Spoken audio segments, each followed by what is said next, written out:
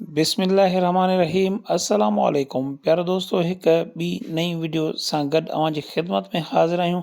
प्यारा दोस्तों अॼु असां अव्हांखे जंहिं हस्ती सां इंट्रोड्यूस कराईंदासीं उहा हस्ती यकीनन हिन वक़्तु तव्हां उन जे बारे में तमामु घणो ॼाणंदा हूंदा, पर कुझु अहिड़ियूं ॻाल्हियूं आहिनि, कुझु अहिड़ा राज़ आहिनि जेके शायदि अव्हां न ॼाणंदा हुजो। जी हा दोस्तों, शबाना कोयल जी हिन मौजूदा ऐं गुज़िश्ता ज़िंदगी जे बारे में असां अव्हां सां डिस्कस कंदासीं ऐं कुझु अहम राज़नि दा पर्दो हटाईंदासीं।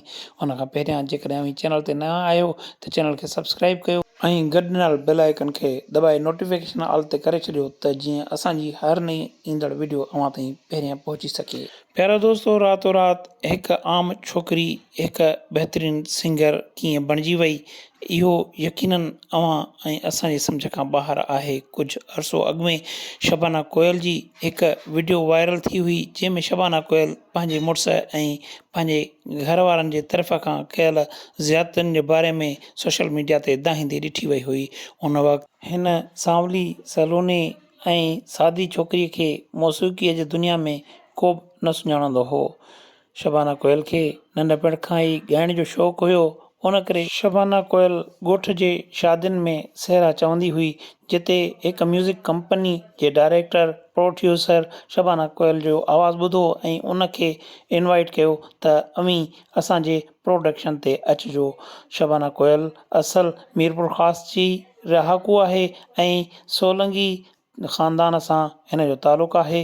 उन करे शबाना कोयल रोज़गार जे तलाश में त पहिरियां ई हुई, पोइ शबाना कोयल उन प्रोडक्शन ते पहुती जिते उन खां हिकु गानो रिकॉर्ड करायो वियो ऐं उहो गानो उते मौजूदु तमामु शाइरनि ऐं मौसीक़ारनि खे तमामु घणो पसंदि आयो ऐं उन्हनि सभिनी शबाना कोयल खे हिमत ऐं हौसलो ॾिनो त हूअ हिकु सुठी सिंगर बणिजी सघे थी। उन खां पोइ शबाना कोयल महिनत जारी रखी ऐं पोइते मुड़ी न ॾिठो।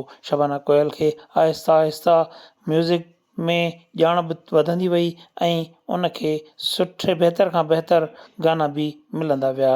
ऐं शबाना कोयल हिन महिल ईअं न आहे त नूरजहां या हमेरा चना जेतिरी शोहरत माणे चुकी आहे, पर शबाना कोयल एतिरी शोहरत ज़रूरु माणी आहे जो हूअ पंहिंजी ज़िंदगी कंहिं सुठे नमूने सां गुज़ारे रही आहे।